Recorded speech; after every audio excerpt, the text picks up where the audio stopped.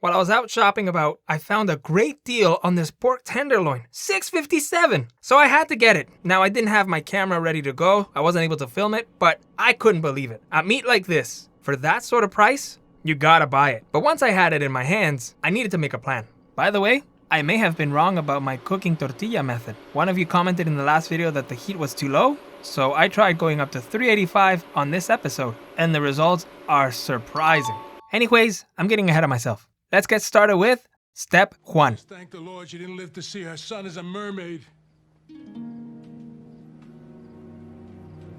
Merman.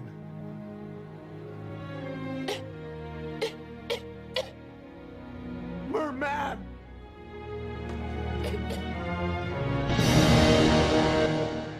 Here's what I'm thinking for today. Pork tacos. Don't worry about the numbers up here. I'm trying to keep track of how much money I have.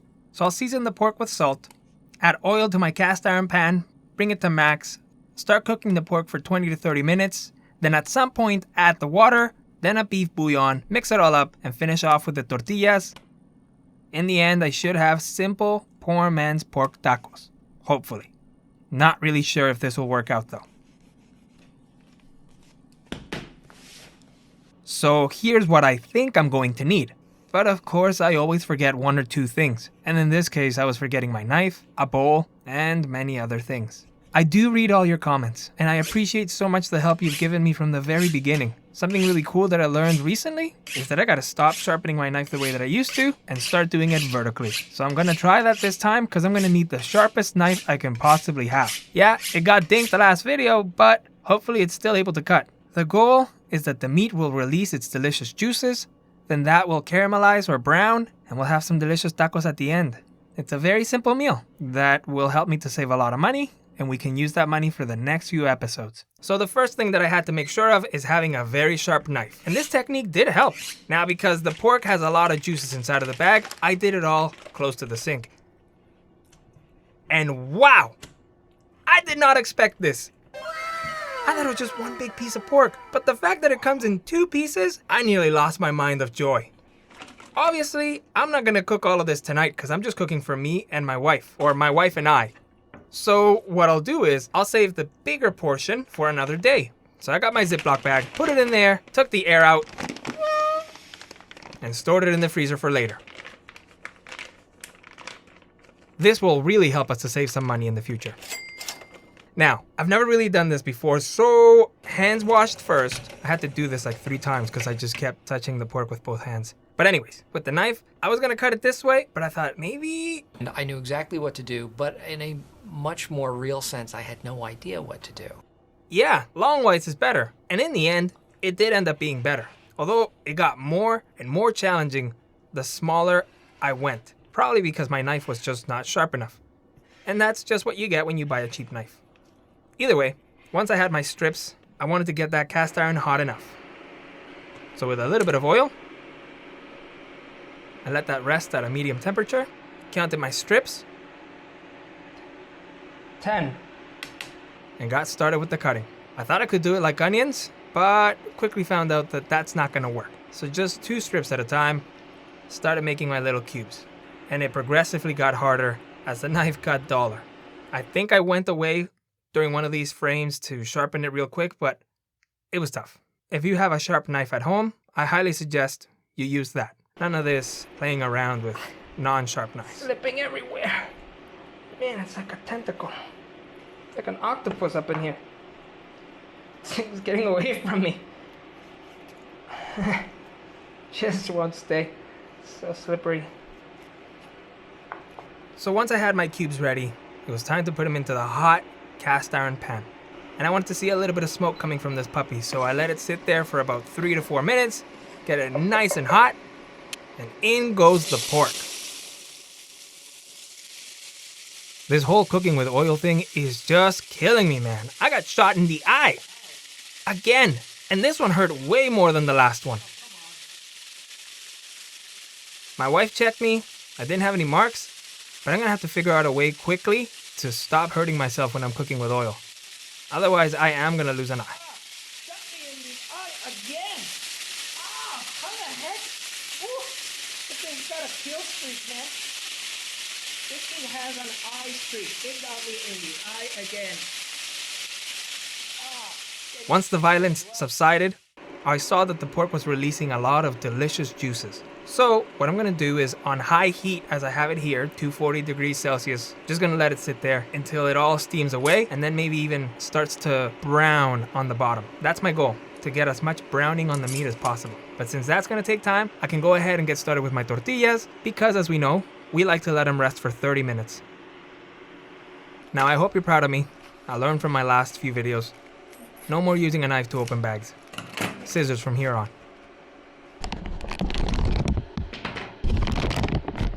So I'm only going to use a cup of this pre-cooked corn flour, which, yes, as some of you mentioned in the comments, it is usually used for different things like pupusas, arepas, etc., but it is great for tortillas as well. However, the pork was steaming away faster than I thought it would, so I just had to put it on pause and then get back to my tortillas. And you know what we do, a little bit of salt, water gradually. Gradually.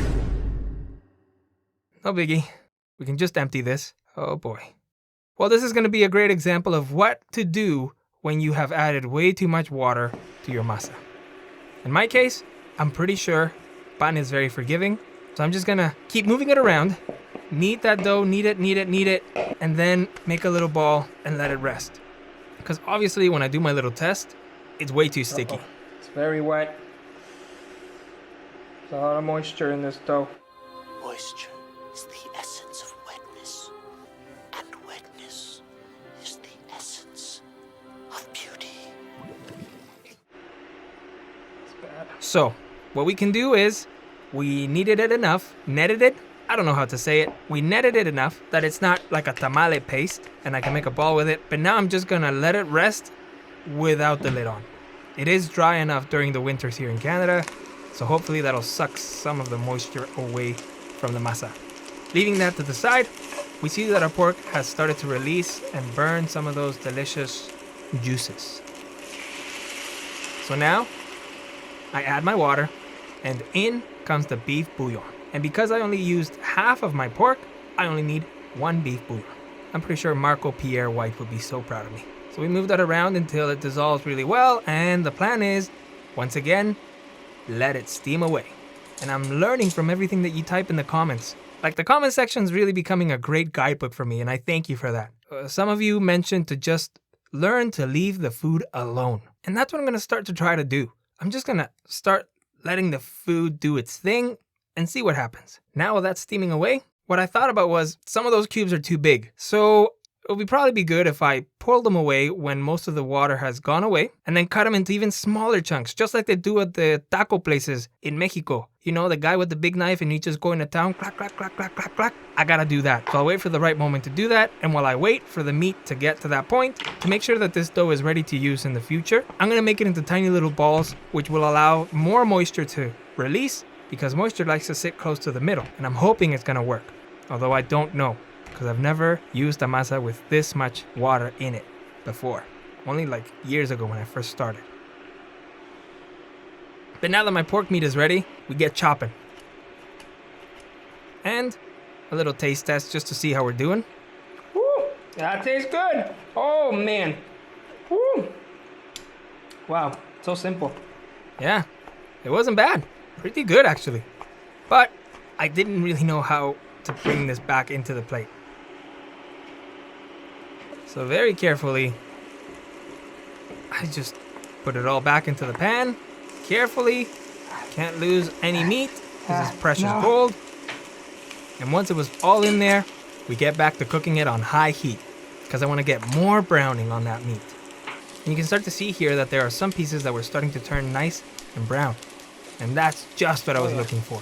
Yep. So since I know there's some deliciousness still stuck to the bottom of the cast iron pan, I added a little bit of water, move things around, still trying to keep this pork hydrated, and then put it to the side.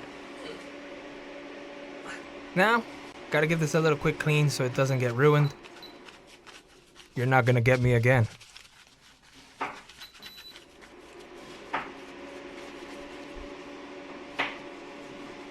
So the tortillas, well, not sure how this was gonna work out. feeling it out, they still felt quite moist. But it wasn't as sticky as before, so that's good. We could proceed ahead.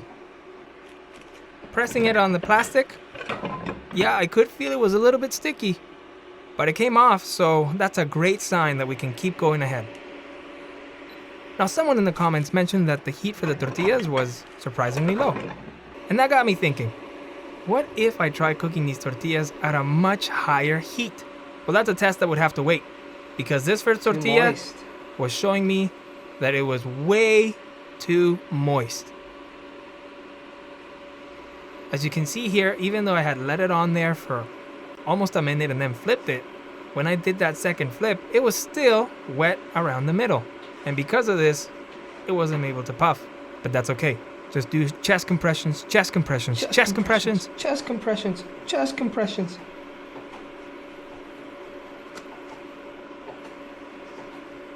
Ah! Woo! The hole. Okay. Ow. You plug that up, it puffs up. I think Dr. Mike would be proud of me. We brought this tortilla back to life. So because the masa is so moist, I think using a higher temperature might actually do some good. So we brought it up to 285, and it still was a little bit too moist. But that's okay. We can use the little towel to help it puff. Just find where the leak is and bring it to full fluff. But after the second one, things started to work out. They fluffed. And they fluffed. Now some of these little masa balls were starting to get dry. I could feel it. But because there was still moisture in the center, all I had to do was just move them around a little bit to reintroduce moisture throughout them. Bring that temperature up to 355 Fahrenheit. And sure enough, I was hooked. I love the color that these tortillas were getting. The puff was incredible. I think we found a new magic number. Yes, it does work with 210 degrees Fahrenheit or 100 degrees Celsius, but if it goes a little bit hotter, you still get some real delicious goodness. I actually prefer my tortillas with a little bit of color like this. I just haven't really ventured too far out into how high can it go. Now I know, in this induction cooker, 355 with the non-stick. But just keep in mind that all tools differ and you'll get different results trying using different stoves, flame, induction, electric, and different pans. So once our tortillas were ready, we just have to reheat our pork for a few seconds on high heat and serve. And in the end, what did we get?